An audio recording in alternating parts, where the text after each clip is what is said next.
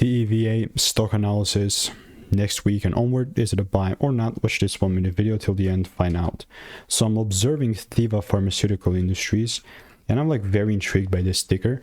Honestly speaking, because higher time frame wise, this is how my chart already kind of look like.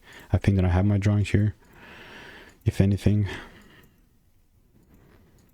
Yeah, sure thing have. By the way, I've done 35,000 videos. I've spent thousands on courses and mentors, and I've documented everything.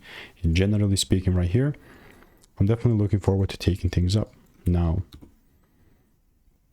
I have my demand zone here. That's how it's supposed to look like. And because we're in a demand, do you know what I'm looking forward to? Obviously, I'm looking to take things up, meaning I want to see a double break and then buy. If the price gives me that, then that is cool, and I want to take things up. If not, I'm just not going to randomly buy, you know, so. Not even randomly, I'm just not going to buy in general. So if you want to make more money trading in a simple and way, just click the first link in the description. It's a free newsletter.